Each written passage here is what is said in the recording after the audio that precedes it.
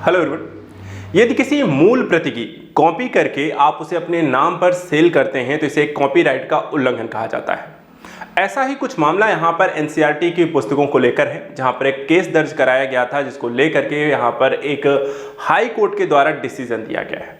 मामला यहाँ पर एनसीईआरटी की पुस्तकों के कॉपीराइट नियमों के उल्लंघन को लेकर के है और ये भी है कि क्या एनसीईआरटी की पुस्तकों को कॉपी किया जा सकता है और अगर आप ऐसा करते हैं तो क्या ये कॉपीराइट के नियमों का उल्लंघन माना जाएगा या नहीं।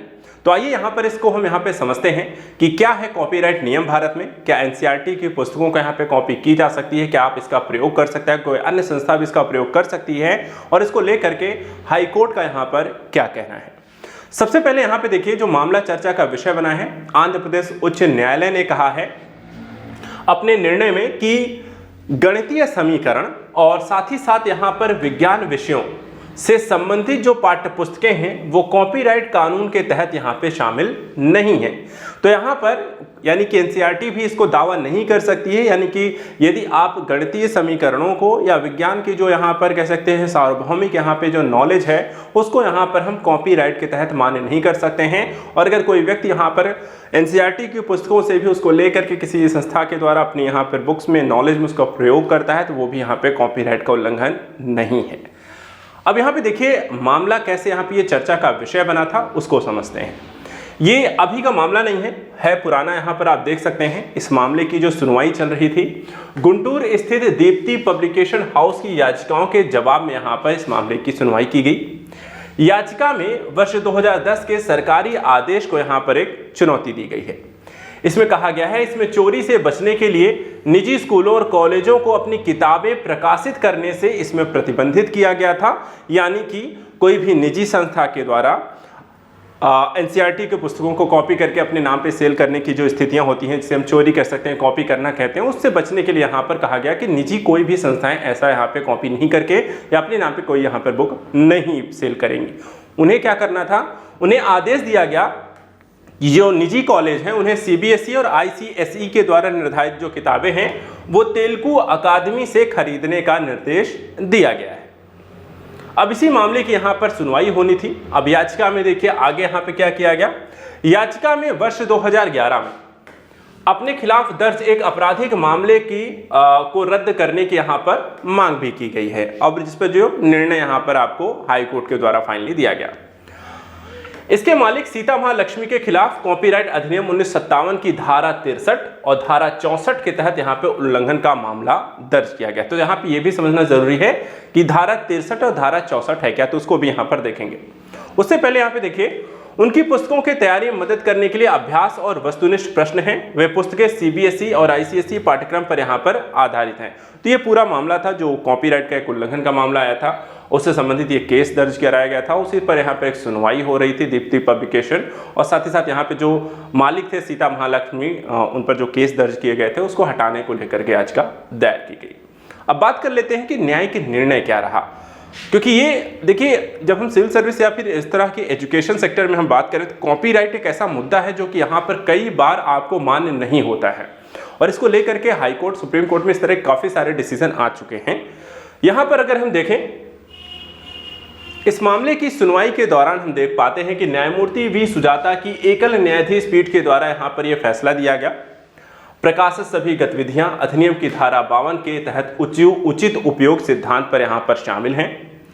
गणित और विज्ञान विषयों संबंधित पाठ्यपुस्तकें कॉपीराइट कानून के तहत शामिल नहीं होती हैं क्योंकि इनकी सामग्री जो है प्रकृति में गैर साहित्यिक धारा 13 में यहाँ पर शामिल नहीं होती है। साथ ही राज्य सरकार को पुस्तकों के प्रकाशन की वैध व्यावसायिक गतिविधियों में हस्तक्षेप करने का भी यहाँ पर ना करने का भी एक निर्देश दिया है, यानी सरकार हस्तक्षेप नहीं कर सकती है। दूसरा यहाँ पर उन्होंने कहा कि प्रकृति में गैर जो साहित्यिक है उससे संबंधित यहाँ पर जो धारा है 13 वो भी यहाँ पर इसमें शामिल नहीं होती है, इसलिए यहाँ पर इसका प्रयोग कोई भी कर सकता है और इस तरीके से यहाँ पर ये निर्णय दिया गया। वहीं प्रकाशन के मालिक के खिलाफ यहाँ पर अगर हम देखें तो एक आपराधिक मामला भी रद्द कर दिया गया है। कार्य धारा 52(1)(a) और धारा 52(1)(h) के तहत यहाँ पर अपवाद बताया गया। साथ ही कॉपीराइट के लिए कार्यों का मौलिक होना भी यहाँ पर आवश्यक कहा गया है कि कॉपीराइट तभी माना जा सकता है यदि आपने वो काम मौलिक स्तर पर किया हो, यानी कि उससे पहले वो काम किसी और के द्वारा ना किया गया हो, तब तो वो मौलिक काम आपसे कहा जाएगा। लेकिन किसी और के काम को आपने अपनी किताबों में जगह दे दी है और अब आप ये कह रहे हैं कि आप कोई और आगे वहां पर उसका उपयोग नहीं करेगा, तो ये कोई मौलिक कार्य यहाँ पर नहीं है और इसलिए इसे कॉपीराइट का उल्लंघन भी नहीं माना जाएगा। साहित्यिक, कलात्मक, नाटकीय या संगीत में जो कृति होती हैं वो यहाँ पर मूल रूप से कॉपीराइट नियमों के तहत आती हैं और इनका मौलिक होना, सर्वप्रयोग यहाँ पर होना चाहिए, सबसे जरूरी जो पहलू है। वहीं अगर हम बात करें कि भारत में कॉपीराइट को लेकर के कानून क्या है, अधिनियम क्या है, धाराएं क्या हैं, तो वो भी समझ लीजिए। सबसे पहले देखिए कॉपीराइट कैसा कानून है। एक ये कानूनी आपको अधिकार देता है कॉपीराइट में। इसके तहत साहित्य, कला, संगीत और फिल्में आदि के यदि मूल कार्यों की कोई भी नकल करता है तो वो कॉपीराइट कहा जाएगा और उससे रक्षा करने के लिए यहाँ पर एक कॉपीराइट यहाँ पर अधिनियम बनाया गया है ताकि किसी भी तरीके की कॉपी ना हो, उसका यहाँ पर मिसयूज ना हो। यह स्वचालित है, इसके लिए किसी औपचारिकता की भी यहाँ पर आवश्यकता नहीं है। इसे कॉपीराइट अधिनियम 1957 के द्वारा विनियमित भी यहाँ पर किया जाता है। इसके तहत प्रदर्शन के बाद करीब 50 वर्षों तक कलाकार के काम को यहाँ पर रक्षा मिलती है, यानी कि आपने यदि कोई नई चीज आज यहाँ पर अपने कला के क्षेत्र में यहाँ पर खोजी है तो अगले 50 वर्षों तक आपका उस पर कॉपीराइट रहेगा। कोई अन्य यहाँ पर तब तक प्रयोग नहीं कर सकता है जब तक आप स्वयं उसकी अनुमति यहाँ पर नहीं देते हैं। इसकी धारा 63 के तहत यदि कोई भी व्यक्ति जानबूझकर किसी काम में कॉपीराइट का यहाँ पर उल्लंघन करता है तो यहाँ पर किस किस तरीके के प्रावधान यहाँ पर किए गए हैं, तो उसे 6 माह से 3 वर्ष का यहाँ पे कारावास की सजा का प्रावधान है, 50,000 से 1 लाख रुपए तक के जुर्माने का प्रावधान है। साथ ही इस कानून में वर्ष 2012 में संशोधन भी किया गया जिसके तहत कलाकारों के काम के लिए रॉयल्टी प्राप्ति को भी यहाँ पर सुनिश्चित किया गया है। तो इस तरीके से भारत में एनसीईआरटी के गणितीय समीकरणों, विज्ञान से संबंधित यहाँ पे तर्कों को लेकर के कॉपीराइट का जो मामला था, एनसीईआरटी के दावों को यहाँ पर नकार दिया गया है और इसे यहाँ पे कॉपीराइट का उल्लंघन नहीं माना गया है। तो आज के सेशन में इतना ही। नेक्स्ट वीडियो में कुछ और इंपॉर्टेंट टॉपिक्स को लेकर मिलेंगे, उसके बारे में डिस्कस करेंगे। आज के लिए इतना ही। Thank you so much and good luck.